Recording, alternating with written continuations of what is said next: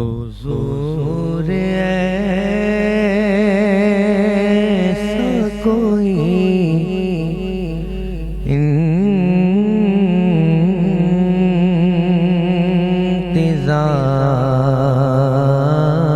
انتظام ہو جائے حضور ایسا کوئی انتظام ہو جائے حضور ایسا کوئی انتظام ہو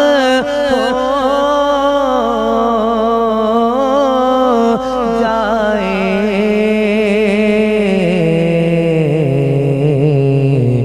سلام کے حاضر غلام ہو جائے میں صرف دیکھ لوں ایک بار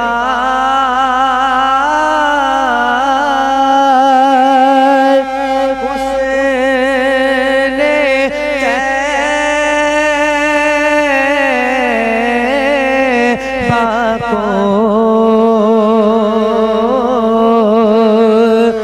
نظر سے چوم ایک بار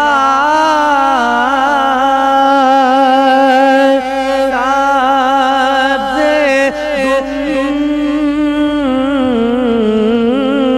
گنبد کو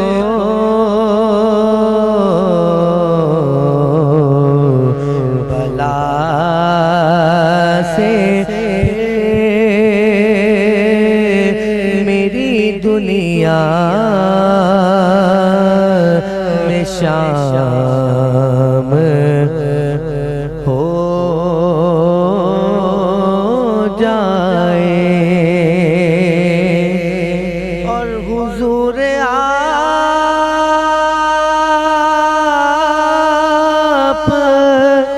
جو کہہ دے وہ کام ہو جائے حضور آپ جو کہہ دے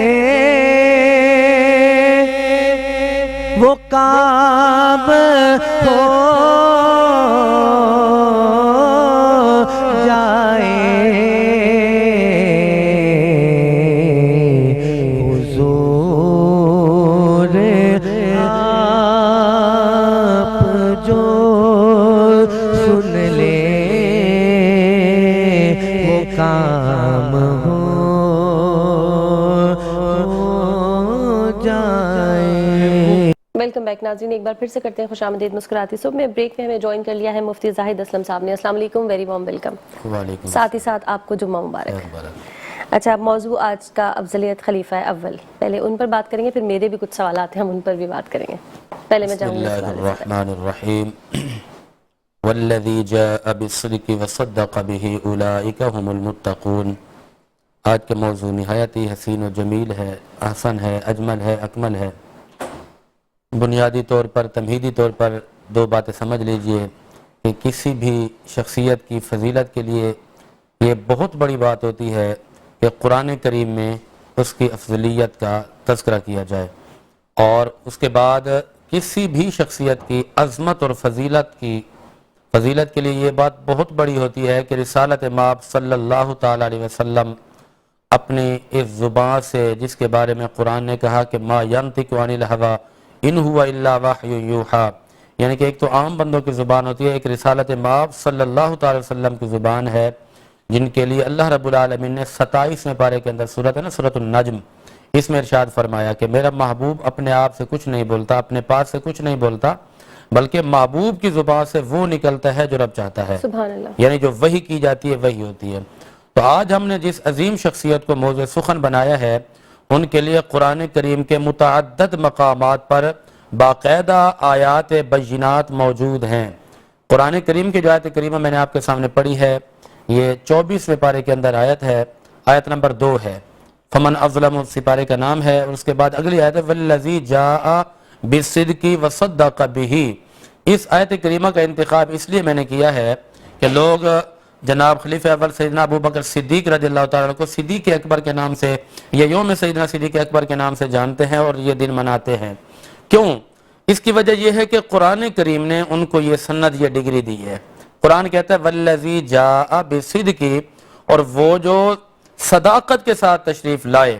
یہاں پر علماء کرام مفسرین کرام نے فرمایا کہ صداقت کے ساتھ جو تشریف لانے والے ہیں وہ رسالت مآب صلی اللہ علیہ وسلم ہے، اور جو ان پر اتارا گیا وہ کتاب قرآن مجید برہان رشید ہے، الہامی کتابیں 4 ہیں، ان تمام کتابوں کے سردار کتاب وہ قرآن کریم ہے جو اللہ نے اپنے محبوب کو عطا فرمائی ہے۔ اللہ کا کرم دیکھیے کہ سارے نبیوں اور رسولوں کے جو سردار ہیں ہمیں اس نبی کا امتی بنایا، اور پھر اللہ کا کرم دیکھیے کہ اللہ کریم نے محبوب پر اس کتاب کو اتارا جو کتاب تمام کتابوں کے سردار ہے۔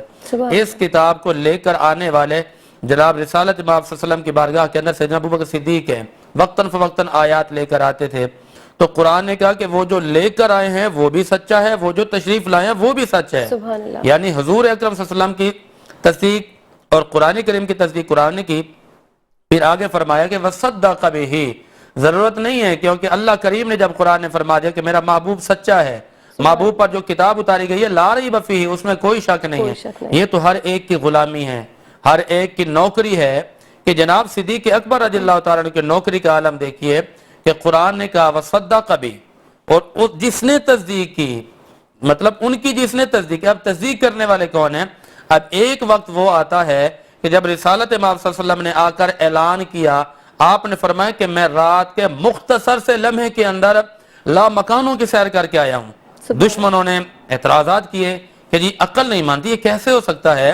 تو پھر انہوں نے آپس میں بیٹھ کے مشاورت کی کہ یہ بات ان کے دوست، ان کے یار، ان کے جو پیارے ہیں ان کے پاس لے کر جاتے ہیں۔ پہلے جا کر مسئلہ پوچھا کہ اے صدیق اکبر، اے ابو بکر، اس وقت صدیق ابو بکر تھے، اے ابو بکر یہ بتائیں کہ کوئی اگر یہ کہے کہ جی رات کے ایک لمحے کے اندر ساتوں آسمان، لا مکان، سدرۃ المنتہا سے ہو کر آ گئے، کنڈی بھی ہلتے رہے اور بستر بھی گرم رہا، کیا ایسا ہو سکتا ہے؟ جناب صدیق اکبر نے فرمایا کہ ایسا تو نہیں ہو سکتا۔ پھر آپ نے اس کے ساتھ ساتھ یہ پوچھا کہ یہ فرمایا کس نے ہے یا یہ واقعہ کن کے ہے؟ انہوں نے کہا آؤ جی، آپ تو یہ کہتے ہیں کہ نہیں ہو سکتا، تو یہ پھر جن کا آپ کلمہ پڑھ کے بیٹھیں یہ بات انہوں نے کی ہے۔ جناب حضرت ابوبکر صدیق خلیفہ اول نے فرمایا کہ سنو، اگر یہ بات میرے محمد، میرے محبوب، میرے دلدار، میرے غمخوار زندہ نبی نے فرمائی ہے، تو آپ نے فرمایا صدیق اکبر بغیر سوچے، بغیر توقف کیے، بغیر دیر کیے اس بات کی تصدیق کرتے ہیں کہ میرے مصطفیٰ نے جو فرما دیا رب العالمین نے وہ سچ کر کے دکھا دیا۔ جب آپ نے یہ بات کی نا تو وہاں سے آپ کو وصدق بہ کی یہ ڈگری ہے جو سند ہے ملی کہ جو صدیق اکبر رضی اللہ تعالیٰ عنہ نے رسالت مآب صلی اللہ علیہ وسلم کی تصدیق کی ہے وہ صدیق اکبر ہے، وہ سچے صدیق ہے۔ لقب صدیق بن جائے صداقت ہو تو ایسی ہو، یہ وہ پھر ان کا لقب ہی یہ پڑ گیا۔ پھر اس کے بعد یہاں پر محدثین کرام نے اس روایت کو بھی لکھا ہے کہ رسالت مآب صلی اللہ علیہ وسلم نے جناب صدیق اکبر رضی اللہ تعالیٰ عنہ کو فرمایا کہ یہ انگوٹھی لے کر جائیں، اس پر میرے محبوب، میرے خدا کا نام لکھ کر ہے، محب و محبوب کا نام لکھوا کر ہیں۔ اچھا صرف میرے نبی نے فرمایا میرے رب کا نام لکھوا کر ہیں، اور صدیق اکبر رضی اللہ تعالیٰ نے بڑا مشہور واقعہ، میں نے صرف جملہ دینے آپ کو، کہ وہ گئے، دل نے گوارا نہیں کیا کہ یار محب کا نام ہو، محبوب کا نام ہو، محب کا نہ ہو، یا محب کا ہو محبوب کا نہ ہو، انہوں نے وہاں پر اپنے خدا رب العالمین کے نام کے ساتھ مصطفیٰ کریم کا نام بھی لکھوا دیا۔ اچھا یہ تو تھی ان کی محبت۔ اب وہ لکھوا کر آئے نا تو جملے دو ہیں، ایک جملہ تو یہ ہے کہ رسالہ مآب صلی اللہ علیہ وسلم نے فرمایا کہ یہ نام کیوں لکھوایا؟ جواب دیا حضور میں یہ چاہتا تھا کہ جب محبوب کا نام ہو تو محب کا بھی ہو, خدا کا نام ہو تو مصطفیٰ کا نام بھی ہو. اب سرکار علیہ الصلوۃ والسلام نے فرمایا کہ یہ تو تھی نا میرے صدیق کی محبت, اب میری محبت یہ ہے کہ جب اللہ کا نام بھی آ گیا, اللہ کے محبوب کا نام بھی آیا, میں چاہتا ہوں کہ میرے نام کے ساتھ میرے محبوب صدیق اکبر کا نام بھی آ جائے. تو سرکار نے وہاں پر نام لکھوا دیا.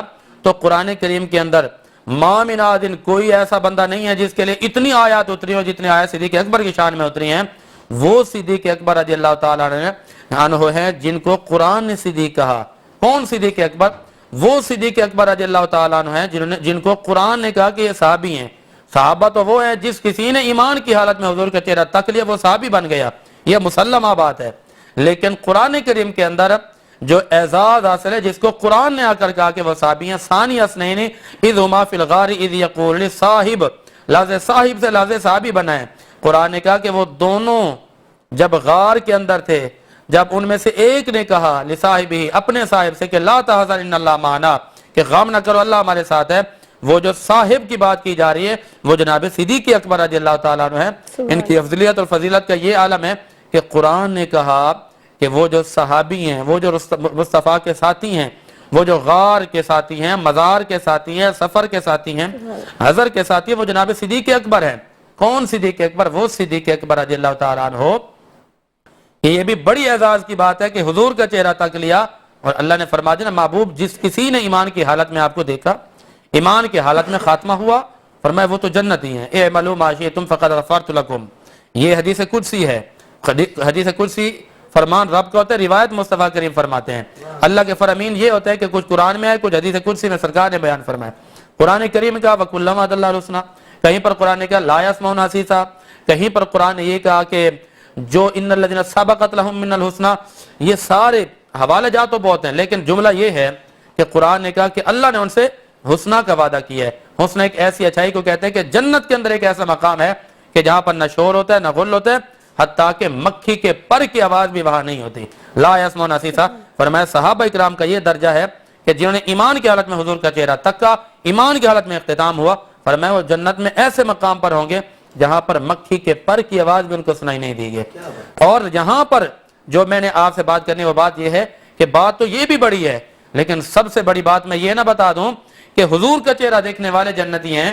امام الانبیاء نبی پاک علیہ الصلوۃ والسلام کے اس غلام کی کیا فضیلت ہوگی کہ جس غلام کے پیچھے کھڑے ہو کر میرے مصطفیٰ کریم نے نمازیں ادا کی ہیں. سبحان اللہ. خود سرکار فرماتے ہیں کہ آج میرے مصلی پر جو امامت کے لیے کھڑے ہوں گے وہ کوئی اور نہیں ہے, وہ جناب صدیق اکبر رضی اللہ تعالیٰ عنہ ہے.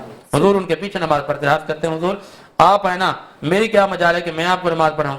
سرکار علیہ الصلوۃ والسلام نے فرمایا یہ حکم ہے اور یہ قید ہے, الامر فوق الادب. ادب اپنی جگہ پر ہے, جب محبوب کا حکم آ جاتا ہے تو حکم کا مقام ادب سے زیادہ ہو جاتا ہے.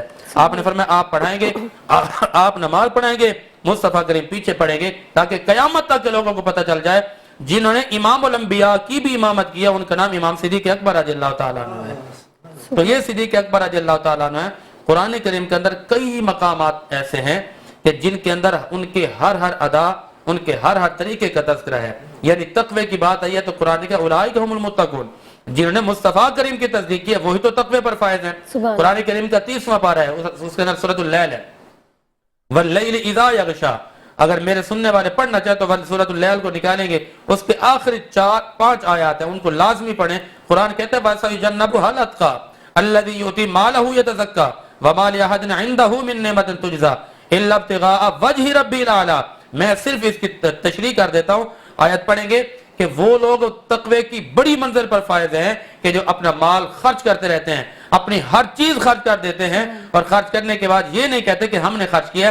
اس کی تفسیر کیسی ہے؟ حضور نے فرمایا کہ میرے صحابہ اسلام کو آپ کے مال کی ضرورت ہے, سارے صحابہ گئے لے کر ہے, کس نے آ کر آدھا مال قربان کیا, کس نے تیسرا حصہ قربان کیا. حضور انتظار میں کہ میرا صدیق کہاں ہے. صدیق اکبر سب سے آخر میں سر پہ وہ گٹھڑی اٹھا کر آ رہے ہیں, حضور کی بارگاہ میں آ کر سر جھکا کر بیٹھ. حضور نے فرمایا کیا ہے میرے صدیق اتنی دیر کیوں کر دی؟ کہتے ہیں حضور میں دیر کرنے کی وجہ کہ میں گھر کا سامان دیکھ رہا تھا کہ کہاں کا سامان رکھا ہے, جتنا میرے گھر کا خزانہ تھا, جتنی میری پراپرٹی تھی, جتنی میرے پاس سب کچھ تھا, میں سب کچھ اٹھا کر لے, اس لیے دیر ہو گئی ہے. حضور نے دیکھا کہ اے صدیق آپ نے لباس بھی ٹاٹ کا پہنا ہوا ہے, اور حتیٰ کہ بٹن نکال کر وہ بھی حضور علیہ الصلوۃ والسلام کی محبت میں قربان کر دی ہے. ان سے کسی نے پوچھا کہ اے صدیق سب کچھ لے کے جا رہے ہو؟ आपने फरमाया हुक्म जो मेरे मुस्तफ़ा का है, हुक्म जो मेरे आका का है, हुक्म जब मेरे आका का आ जाए, फरमाया ये तो माल है, सिद्दीक़ अकबर तो अपनी जान भी कुर्बान कर देंगे। अच्छा, हमारे यहाँ ये होता है खर्च करके लोग चौड़े बन के बैठे होते हैं, ये जी हमने किया है। सिद्दीक़ अकबर रज़ियल्लाहु ताला अन्हु सर झुका के बैठे हैं।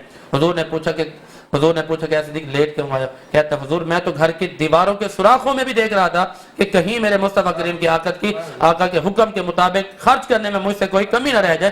कहते हैं कि मैं तो सुई तक उठा कर ले आया हूँ। लोग बड़े हैरान थे, सिद्दीक़ क्या बनेगा? फरमाया कि जिस खुदा ने मुझे इस कायनात में भेजा है वो खुदा मुझे खिला भी देगा, पिला भी देगा। मैंने मुस्तफ़ा करीम की बारगाह में आकर सब कुछ कुर्बान कर दिया। अब मेरे आका मोहम्मद अरबी जाने और सिद्दीक़ अकबर का मामला जाने। कुरान कहते हैं कि उनकी रजा ये होती है, माल हाजिर इंदहु बिन नेमतिन तुजज़ा इल्ला इब्तिगा वजहि रब्बिल आला। उनका मकसद ये होता है कि अर्श उला कर रब राजी हो जाए। आप देखो ना, सरकार बैठे हैं, हुजूर रो कर फरमाते हैं, हुजूर की मोहब्बत देखिए, सरकार रो रहे परेशान बैठे हैं। क्योंकि कोई गुलाम अगर कहीं पर, इसकी तफसीर में अर्ज कर रहा हूँ, कोई गुलाम अगर कहीं पर सरकार का नाम लेकर परेशान होता है ना, सरकार मदीना में बैठकर परेशान होते हैं, वो हुजूर के बिलाल, हुजूर रो कर फरमाते हैं कि ये जो काफिर है मेरे बिलाल पर जुल्म कर रहे हैं, है कोई को मेरे बिलाल को खरीद कर छुड़ा कर मेरे पास लाए। और वहां सिद्दीक़ अकबर खड़े हुए अर्ज करते हैं, आका मैं हूं ना। वहां पर गए, आपने फरमाया कि मैंने बिलाल को खरीदना है। उन्होंने कहा बेचना ही नहीं है। फरमाया खरीदना, मुंह मांगा मोल दिया जाएगा, कीमत दी जाएगी।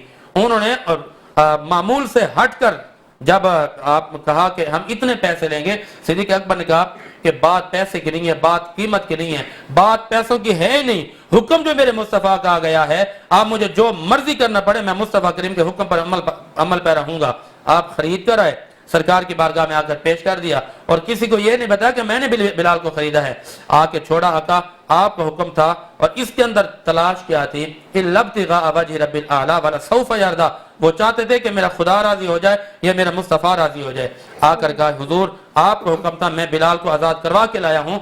मेरे नबी अलैहिस्सलातु वस्सलाम ने फरमाया कि जितना फायदा मुझे और मेरे इस्लाम को, मेरे कुरान को और मेरी इस मिल्लत को सिद्दीक़ अकबर के माल से मिला है, इतना किससे फायदा नहीं मिला। हुजूर ने फरमाया जो मेरे बिलाल को खरीद कर लाया, फरमाया वो भी जन्नती है। हुजूर ने फरमाया जो इस्लाम के लिए आज माल खर्च करेगा वो भी जन्नती है। हुजूर ने फरमाया आज हम काफिला लेकर जा रहे हैं लड़ने के लिए, मैदान बदर की तरफ जा रहे हैं, जो अपने आप को कुर्बान करेगा वो भी जन्नती है।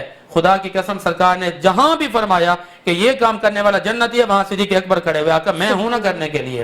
तो हजरत उमर फारूक रज़ियल्लाहु ताला अन्हु दीगर सहाबा किराम फरमाते हैं कि हमने जिस मामले में भी देखा ना कि सरकार ने फरमाया कि ये काम करने वाला जन्नत में है, कहते हैं कि खुदा की कसम हम अभी बैठे होते थे कि सिद्दीक़ अकबर खड़े हो जाते थे, कहते आका मैं हूं ना। फिर कुरान कहता है कि फला व रब्बिका ला युमिनूना हत्ता युहक्किमुका फीमा शजरा बैनहुम। इसकी भी मैं आपको तशरीह कर देता हूं, पढ़ने वालों को चाहिए शौक से पढ़े। कुरान कहता है, इसकी अगली आयत है कि वलौ अन्ना कतबना अलैहिम अन यक़तुलू अनफुसकुम। महबूब ये जो आपकी बारगाह में आकर नारे लगाते हैं, दावे करते हैं ना, वो मुनाफिक थे। हम तो कलमा पढ़ते हैं जी, हम आपके गुलाम हैं। अल्लाह ने फरमाया कि महबूब अगर मैं इन पर फर्ज कर दूं ना कि रसूल के गुलाम तो हो, आओ जरा अपने आप को कत्ल करो या तुम अपने आप को शहरों से निकालो। अल्लाह ने फरमाया मा फालूहु, महबूब ये नहीं करेंगे, झूठे हैं ना दावों में। यह आयत करीमा पढ़ी गई, इल्ला कलीलुम मिनहुम, मगर थोड़े उनमें से। वो जनाब थोड़े कौन है? इस पर तफसीर है। सैयदना सिद्दीक़ अकबर रज़ियल्लाहु ताला अन्हु माल तो कुर्बान कर चुके, सब कुछ कर चुके, हाथ में छुरी लेकर आते हैं कि हुजूर ने फरमाया कि ऐ सिद्दीक़ ये क्यों? सरकार की बारगाह में अर्ज करते हैं कि या रसूल अल्लाह, कुरान कहते हैं कि अगर हम फर्ज कर दें कि अपने आप को मार डालो, कहते हैं हुजूर मैं इसकी अमली तफसीर बन के आया हूं, आप अभी हुक्म फरमाएं, आपका सिद्दीक़ अकबर अपनी जान सब कुछ कुर्बान कर देगा। मेरे नबी ने फरमाया कि ऐ सिद्दीक़ मैं जानता हूं जो बात मेरा सिद्दीक़ कह देता है सिद्दीक़ अकबर करके दिखा देते हैं। तो ये वो मकाम है जनाब सैयदना सिद्दीक़ अकबर रज़ियल्लाहु ताला अन्हु होगा। ठीक है, इसको कंटिन्यू करेंगे। वक्त हो गया एक छोटी सी ब्रेक का, जल्दी से जा रहे हैं ब्रेक पे, वापस आ रहे हैं, हमारे साथ बने रहेगा। वेलकम बैक नाज़रीन, एक बार फिर से करते हैं खुशामदीद। और अभी ब्रेक से पहले बहुत अच्छा बयान दे रहे थे मुफ्ती ज़ाहिद असलम खलीफा अव्वल के हवाले से, उसको भी कंटिन्यू करेंगे, लेकिन फ़िलहाल दरख्वास्त करेंगे आपसे कि नाते रसूल मकबूल सल्लल्लाहु अलैहि वसल्लम पेश करने की सादत हासिल करें। साए में तुम्हारे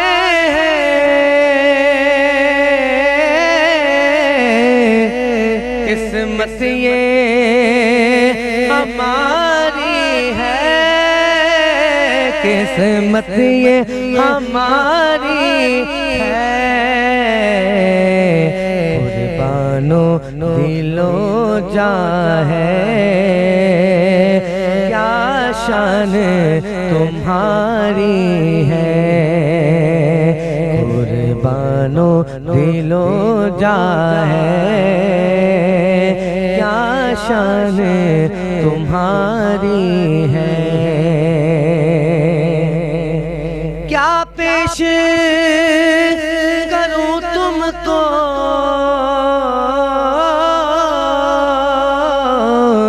क्या चीज़ हमारी है, क्या पेश करूं तुमको क्या चीज़ हमारी है। ये दिल भी तुम्हारा है, ये जान भी तुम्हारी है, ये दिल भी तुम्हारा है, ये जान भी तुम्हारी है। नक्शा तेरा दिलकश है, सूरत तेरी प्यारी है, सूरत तेरी प्यारी है, सल्लल्लाह सूरत तेरी प्यारी है। जिसने तुम्हें देखा है सो जान से वारी है, साए में तुम्हारे हैं, किस्मत ये हमारी है। मुफ्ती साहब, अब मैं चाहूँगी थोड़ा अहादीस का भी हवाला इस हवाले से आप दीजिएगा। बिस्मिल्लाहिर्रहमानिर्रहीम। जिस तरह मैंने बुनियाद में बताया कि किसी भी शख्सियत की फजीलत के लिए बहुत बड़ी बात होती है कि कुरान में उसकी सदाकत आ जाए और रिसालत इमाम सल्लल्लाहु अलैहि वसल्लम की ज़ुबान से कुछ कलिमात अदा हो जाए तो बड़े खुश नसीब होते हैं। सहाबी तो हुआ जिसने हुजूर का चेहरा देखा, ईमान की हालत में ईमान पर ख़ात्मा हो गया, तो हमारा सरों के ताज हैं वो रिसालत इमाम सल्लल्लाहु अलैहि वसल्लम के सारे सहाबा। और इमामुल अंबिया नबी पाक अलैहिस्सलातु वस्सलाम के पहले यार, पहले खलीफे दिलदार जिनसे सरकार ने मोहब्बत फरमाई, उनके बारे में हज़रत उक़बा, ये मूसा बिन उक़बा हैं, ये रिवायत करते हैं। इस रिवायत से मैं बात आगे करूँगा। ये इमाम तबरानी ने अपनी किताब मौजम कबीर के अंदर ये बात लिखी है। हदीस नंबर है 11, जल्द नंबर 1, सफ़ा नंबर 54 है। और इसी तरह मुस्तदरक हाकिम के अंदर इमाम हाकिम ने यह बात लिखी, जल्द 3 है, सफ़ा नंबर 540 544 है। हदीस नंबर 6024 और 6008 है। और इस तरह इमाम बुखारी की तारीख़ुल कबीर जल्द 1, सफ़ा नंबर 130 और हदीस नंबर है 392। और इसी तरह तारीख़ुल खुलफ़ा सफ़ा नंबर 107 और मजमू ज़वाइद जल्द 9, सफ़ा नंबर 51 है। और इमाम नौवी ने तहज़ीबुल अस्मा के अंदर हदीस नंबर है 273। आपने लिखा कि सहाबी रसूल कहते हैं कि हमने इन 4 अशख़ास के अलावा पूरी कायनात के अंदर कोई ऐसे बंदे नहीं देखे कि जिनको ये फजीलत हासिल हो। क्या फजीलत हासिल हो कि यानी कि खुद ने भी सरकार का चेहरा तका और उनकी औलादों ने भी सरकार का चेहरा देखा हो। अच्छा, वो कहते हैं हजरत वो अबू कुहाफा हैं और जनाब सिद्दीक़ अकबर हैं, वो जनाब अबू अब्दुर्रहमान बिन अबू बकर हैं, वो अबू अतीक बिन अबू बकर हैं। तो इनके नाम लिए कहते हैं कि इन 4 के अलावा पूरी दुनिया के अंदर ऐसा कोई नहीं है कि मतलब बेटों ने भी सरकार की ग़ुलामी की हो, औलाद ने भी सरकार की ग़ुलामी देखी हो, अपनी ज़िंदगी में हुज़ूर को देखा हो। तो कहते हैं कि वो जनाब सिद्दीक़ अकबर रज़ी अल्लाह तआला अन्हु, ये मकाम भी उनको हासिल है जनाब सिद्दीक़ अकबर को। और इसी तरह आयशा रज़ी अल्लाह तआला अन्हा जी, इसकी है राविया। यह हदीस कितनी फजीलत वाली होगी कि जिसको बयान करने वाली मेरे आका की ज़ौजे मोहतरमा है और मुसलमानों की माँ हैं। और आप फरमाते कि इब्न हज़रत उमर रज़ी अल्लाह तआला अन्हु क्या फरमाते थे, कहते कि हमने खुद देखा कि अहब्बुना इला रसूलिल्लाह, कहते हैं कि जो रसूलुल्लाह को सबसे ज़्यादा महबूब थे ना, वो कहते हैं वो जनाब सिद्दीक़ अकबर रज़ी अल्लाह तआला अन्हु थे। हम भी मौजूद होते थे। फिर कहते हैं कि वो सबसे ज़्यादा जो सरकार के करीब थे ना, वो हज़रत उमर पाक फरमा रहे हैं कि वो रिसालत इमाम सल्लल्लाहु अलैहि वसल्लम के कुर्ब ख़ास में रहने वाले जनाब सिद्दीक़ अकबर रज़ी अल्लाह तआला अन्हु थे।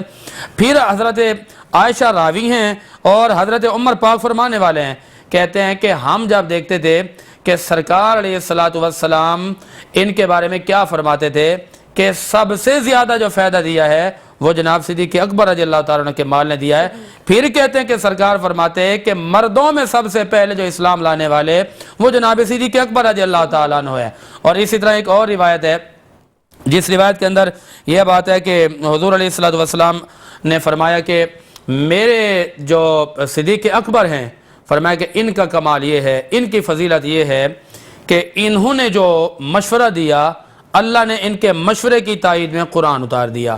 یہ غزوہ بدر کے قیدی ہو کر آئے تھے نا, حضور نے پوچھا بھائی ان کے ساتھ کرنا کیا ہے, سارے صحابہ نے اپنا اپنا مشورہ دیا, لیکن صدیق اکبر رضی اللہ تعالیٰ نے جواب دیا حضور ان کو جو ہے نا چھوڑ دیں, ان سے فدیہ لیں, ان کو چھوڑ دیں تو آپ کی یہ چیز زیادہ محبوب ہے.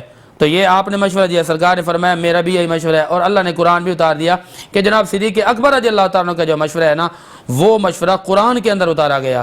یعنی وہ صدیق اکبر جو بیک وقت بہت بڑے عالم بھی ہیں, بیک وقت بہت بڑے فقیہ ہیں, بیک وقت علم کا خزانہ ہے ان کے پاس, لوگ دور دور سے آتے, ان سے آ کے سوال کرتے تو آپ جواب دیتے, کیونکہ یہ کہیں اور سے نہیں پڑھے تھے, یہ مصطفیٰ کریم کے در پہ رہتے تھے اور وہیں سے ان کو سب کچھ ملا. اس لیے کہ بات میں یہاں پر ختم کر دوں گا کہ ان کی صداقت اور ان کی رفاقت کا یہ عالم ہے کہ پوری زندگی مصطفیٰ کے قدموں میں گزاری ہے. جہاں سرکار سفر کے لیے جاتے سرکار فرمایا صدیق میرے ساتھ صدیق اکبر چلیں گے, جب چلے نا فرمایا کہ میرے بستر پر میرے علی لیٹیں گے اور میری رفاقت میں میرے صدیق اکبر رضی اللہ تعالیٰ عنہ ہوں گے. یعنی غار کے اندر ہیں تو صدیق اکبر ساتھ ہیں. مزار کی بات ہے جب سرکار چلے گئے اور پیچھے ابوبکر صدیق رضی اللہ تعالیٰ نے کہا کہ محبوب کو مجھے میرے محبوب کے شہر پر لے جانا, وہاں جا کر کہہ دینا کہ آپ کے غلام کی یہ کیفیت ہے, یہ محبت ہے اور یہ وصیت ہے, یہ خواہش ہے کہ جس طرح پوری زندگی مصطفیٰ کے قدموں میں گزری ہے میں تو مر کر بھی مصطفیٰ کے قدموں میں جانا چاہتا ہوں. بھائی یہ میری عرضی پہنچا دینا, جو جواب آئے پھر اس طرح کر دینا. کچھ لوگ کہتے ہیں جی یہ من گھڑت بات ہے, کوئی جی ضعیف بات ہے. فضیلت کا تذکرہ کرنا تو فضیلت کے اندر اس طرح کی روایات بھی قابل قبول ہوتی ہیں, لیکن یہ ضعیف نہیں ہے.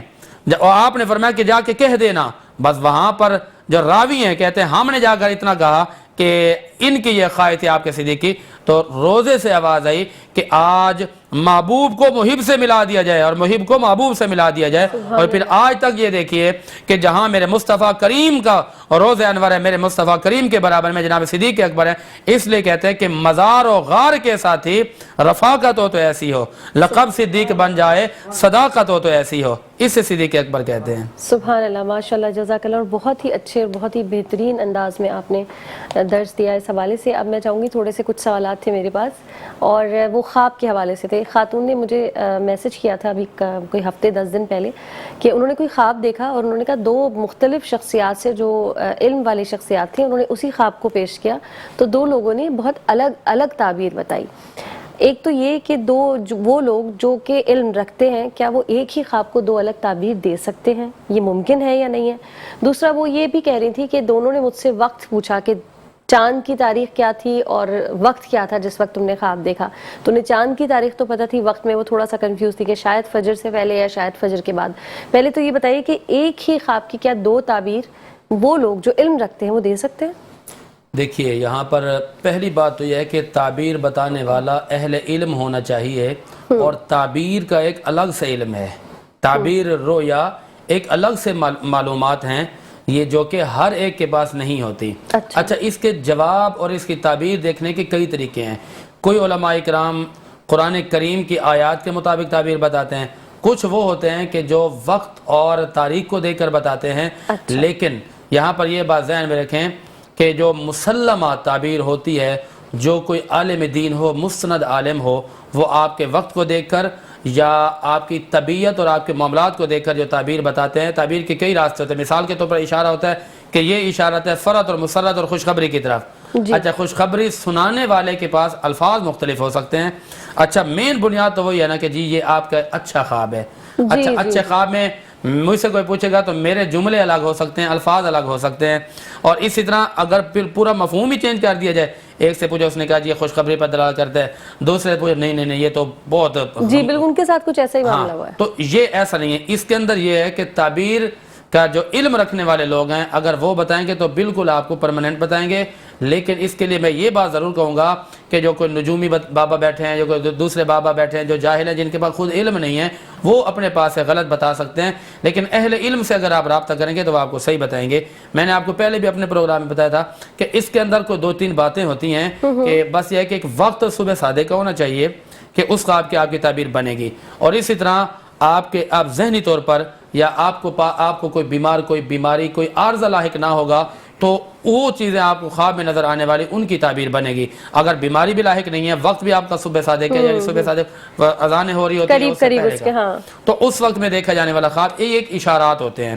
اور یہ بات بھی ذہن میں رکھیں، ان باتوں پر زیادہ پریشان ہونے کی ضرورت نہیں ہے کہ اگر کسی کو کوئی خوشخبری نظر آئی ہے تو یہ ایک بشارت ہے، اگر کسی کو کوئی بری چیز نظر آئی ہے تو یہ ایک ایسی وعید ہے، آپ کو خبردار کیا جا رہا ہے کہ آپ اپنی اس برائی سے اپنے آپ کو بچا سکتے ہیں صدقات کی صورت میں، نیکیاں کرنے کی صورت میں۔ اگر آپ کو کوئی خوشخبری دی جا رہی ہے تو یہ اس بات کی طرح دلالت ہوتی ہے کہ آپ جس طرح پہلے نیکیاں کرتے ہیں نا، نیکیوں میں ذرا اور قدم آگے بڑھائیں، آنے والا وقت آپ کے لیے خوشیوں کا باعث بنے گا۔ تو یہ ہوتا ہے، کوئی ایسی پریشانی نہیں۔ صاحب آپ نے کہا جو صاحب علم ہے ان سے معلوم کریں، اب خواب کو لے کے پرٹیکولر کون صاحب علم، ہم کس کے پاس جائیں گے؟ وہ علماء کرام ہیں، علماء کرام ہیں۔ کچھ علماء کرام بھی ایسے ہیں جو کہتے تھے کہ نہیں، ہم خواب کی تعبیر نہیں بتاتے۔ دیکھیں وہ بتانی چاہیے علماء کرام کو، وہ کہتے ہیں کہ ہمیں اس کا علم نہیں ہے۔ نہیں، اس کی کتابیں ہیں باقاعدہ، کوئی ایسا مسئلہ نہیں ہے۔ جناب یوسف علیہ السلام کتابوں میں بھی مفتی صاحب کچھ الگ کسی کتاب میں بالکل کچھ الگ تعبیر لکھی ہوتی ہے اور کسی میں بالکل الگ۔ لیکن میں نے یہ بات کی ہے کہ ایک مین بنیادی پوائنٹ یہ ہے کہ اس کے اندر کتاب کے اندر خواب کی تعبیر ہے کہ یہ خوشی والا خواب ہے، اور کتاب کے اندر ایک ہی جملہ لکھا ہوا ہے کہ جی یہ کوئی اچھا خواب نہیں ہے، یہ دلالت کرتا ہے آپ کی پریشانیوں پر۔ اب الفاظ مختلف ہو سکتے ہیں، لکھنے والے نے لکھ دیا کہ یہ تصدیق آگے تشریح کی نا، تو الفاظ مختلف ہو سکتے ہیں، بھائی کس طرح کی خوشیاں آنے والی ہیں یا کس طرح کے غم آنے والے ہیں، اس میں صرف اشارہ ہوتا ہے۔ اب بتانے والے کا اپنا انداز ہوتا ہے کہ وہ اپنے سننے والے کو، اپنے سائل کو کس طرح مطمئن کرتا ہے۔ باقی مین بنیاد وہ یہ ہے خوشی ہے یا غمی ہے، اچھا ہے یا برا ہے۔ جب اچھے کی بات آگے تو اچھائی کو بیان کرنے والے کا اپنا انداز ہے، جس طرح میرا اپنا انداز ہے، کسی دوسرے کے دوسرا انداز ہو سکتا ہے۔ صحیح۔ اچھا، خواب کا تعلق عمر سے تو نہیں ہے کہ اس عمر میں دیکھیں تو یہ کچھ بھی نہیں ہے اور اس عمر میں دیکھا ہے تو ٹھیک ہے واقعی یہ خواب ہے؟ نہیں، ایسا کچھ نہیں ہے۔ بس اتنا یہ ہوتا ہے کہ بچہ جب چھوٹا ہوتا ہے، بالغ نہیں ہوتا نا، تو اس کے لیے تو یہ کہ وہ شرعی طور پر مکلف بھی نہیں ہوتا، اس کو جو خواب نظر آتے ہیں اس کی عمر کے بعد کہیں پر کھیل رہا ہوتا ہے، کچھ ہوتا ہے۔ چھوٹے بچوں کو چیز نظر آتی ہے تو اس پر زیادہ توجہ نہ دی جائے۔ اور جو بہت بزرگ ہوں، بزرگوں کو خواب، بالکل خوابوں کی تو تعبیر ہے، لیکن جو چھوٹے بچے ہیں ان کے خوابوں کی تعبیر کی طرف پریشان ہونے کی ضرورت نہیں ہے، کیونکہ ان کے بچپنے کی عمر ہے، اور باقی کوئی جوان ہے کوئی بوڑھا ہے، اس سے کوئی فرق نہیں پڑتا۔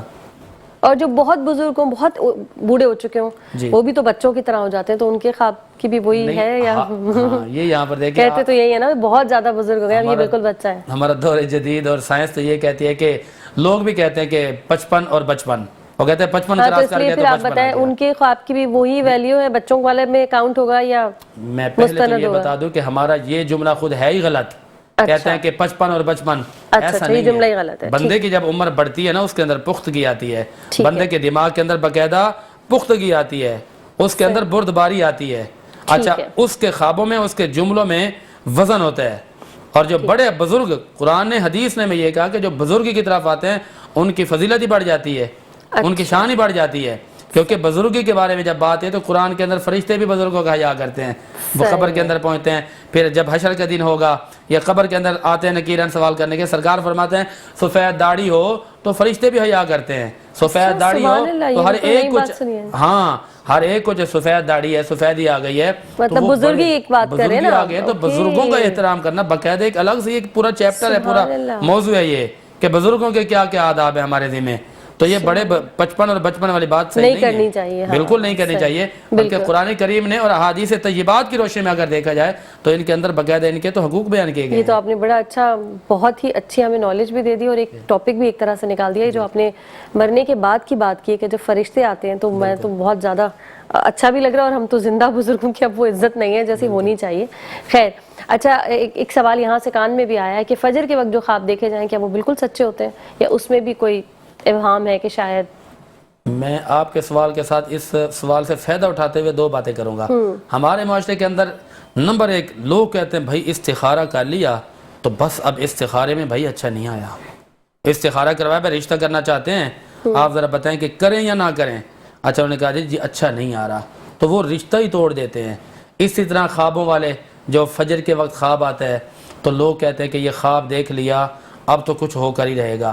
کسی نے کچھ غم دیکھا تو پریشان ہو کر آ جاتا ہے کہ جی ہم نے تو صبح کے وقت خواب دیکھا ہے. دیکھیں خواب بھی اشاروں کا نام ہے, استخارہ بھی اشاروں کا نام ہے. استخارے کے اندر بات ہے کہ رشتہ آپ کوئی تصویر کے ذریعے اس میں آیا کہ یہ بہتر نہیں ہے. اس بہتر نہیں ہے کا مطلب یہ نہیں کہ رشتہ ہی توڑ دو. اچھا خواب کے اندر آیا کہ آپ جو ہے وہ جہاز چلا رہے ہیں یا آپ وقت کے وزیر اعظم بن گئے ہیں تو اس کا مطلب یہ نہیں کہ آپ صبح اٹھتے وزیر اعظم بن جائیں گے. اس کا مطلب یہ ہے کہ آپ کو کوئی خوشخبری ملے گی. اچھا اسی طرح کسی نے خواب دیکھا کہ میں تو مر گیا ہوں.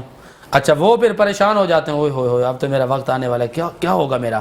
تو بھائی یہ اشارے ہوتے ہیں, اس میں یہ ہوتا ہے کہ بندے کو الرٹ کیا جاتا ہے, بندے کو الرٹ کیا جاتا ہے کہ جو مرنا بھی ہے سدھر جاؤ, ہاں اس کی تیاری کرو. تو یہ جو ہے نا اس کو حقیقت سوال یہ کیا گیا کہ کیا وہ سچے ہوتے ہیں؟ بالکل سچے ہوتے ہیں, آپ کو الرٹ کرنے کے لیے سچے ہوتے ہیں. یہ تو نہیں ہے کہ خواب میں دیکھا میں مر گیا تو اٹھتے ہی بندہ مر جائے گا, ایسا نہیں ہے. یہ ایک اشارہ ہے, یہ آپ کو الرٹ کرنے کے لیے ایک ذریعہ ہے, ایک طریقہ ہے. اچھا جو اچھے بزرگ ہوتے ہیں نا ان کو بڑی بڑی بشارتیں ملتی ہیں, چلتے پھرتے بھی چیز کا پتہ چل سکتا ہے ان کو. جو اللہ کے جتنا قریب ہوتا ہے نا اللہ پھر اس کو اتنا ہی علم عطا فرما دیتا ہے. اور اس طرح خوابوں کا بھی معاملہ ہے, جس کا اٹھنا بیٹھنا اللہ کا ذکر کرتا رہتا ہے اس کے خوابوں میں یا مدینے والے سرکار آتے ہیں یا پھر روزہ انور آتے ہیں خوابوں میں, کیونکہ اس کا سوچ وہم گمان چلنا پھرنا فکر یہی ہوتی ہے نا کہ اللہ کا ذکر کر رہے ہیں, محبوب کا ذکر کر رہے ہیں. کوئی وہ ہوتے ہیں کہ چلتے پھرتے ہر وقت میں پیسہ مال کیسے جمع کروں گا, سونے سے پہلے بھی یہ فکر میں پڑا ہو کہ 10 لاکھ ہو گیا اب اس کو 12 کیسے کرنا ہے. اس کو خوابوں کے اندر بھی یہی آئے گا, جو پیسوں کی فکر میں رہے گا خواب میں اس کو یہ نہ دے میرا پیسہ ختم ہو گیا, کوئی لوٹ کے لے گیا, مجھے نقصان آ گیا. اور جو خواب آپ کوئی کچھ سوچ ہی نہیں رہا ہو کسی حوالے سے اور اس طرف نہ سوچ جا رہی ہو نہ ہر وقت کیلکولیشن, اور بالکل ایک آؤٹ آف دا باکس آ کے خواب آ جائے تو وہ 100% پھر کوئی بشارت ہی ہے, کوئی الارم ہی آپ کے. میں یہ کہہ رہا ہوں کہ خواب جو بھی آپ کو آتا ہے نا ان کا مقصد آپ کو اشارہ ہوتا ہے, بس آپ اپنے آپ کو درست کر لیں. ٹھیک ہے مفتی صاحب, ایک لائن میں بس میں چاہتی ہوں دوبارہ اس کو بتا دیں کیونکہ اب ہمارا وائنڈ اپ کا وقت ہو گیا ہے. یہ جو آپ نے بات کی تھی بزرگوں والی, میں چاہ رہی ہوں ذرا سا اس کو دوبارہ بتا دیں. یہ آپ نے مرنے کے بعد والی جو بات بتا رہے تھے کہ فرشتوں کو کہا جائے گا, میں چاہ رہی ہوں ذرا اس کو ریپیٹ کر دیں پھر ہم اجازت لیں گے. بھائی یہاں پر میں یہ کہتا ہوں کہ شریعت مطہرہ کے اندر بزرگوں کے بڑے آداب آئے ہیں. نمبر 1 تو یہ کہ سرکار نے اپنی زندگی میں ہی صحابہ کرام کو یہ فرمایا کہ جو بزرگ ہوتے ہیں ان پر آپ کا ادب کرنا آپ پر فرض ہے. اچھا دوسری بات یہ ہے کہ جب قبر کے اندر من ربک ما دینک ما کنت تقول ھذا الرجل, یہ 3 سوال ہے نا, اس کے اندر باقاعدہ ایک روایت ہے کہ بزرگ بندہ جب قبر میں جائے گا چہرے پہ داڑھی ہوگی اور داڑھی کے اندر سفید بال ہوں گے تو وہ فرشتے جب وہ نرمی سے پیش آئیں گے, وہ کہیں گے یہ بزرگ ہیں اور بزرگوں کا احترام کرتے ہیں. اور حشر کے دن بھی یہی ہوتا ہے, اس دن بھی نرمی ہے. ماشاءاللہ, جزاک اللہ, بہت بہت شکریہ آپ دونوں حضرات کی آمد کا, بہت کچھ ہمیں سیکھنے کو ملا. اور یہاں ناظرین آئی ہوپ آپ نے بھی کچھ نہ کچھ سیکھا ہوگا, سیکھ لیا تو عمل کرنے کی کوشش ضرور کیجیے گا. کل بھی زندگی حالات نے دیا ساتھ, اسی پلیٹ فارم پر اسی وقت ہوگی آپ سے ملاقات. تب تک کے لیے اللہ حافظ, ٹاٹا اینڈ بائے بائے.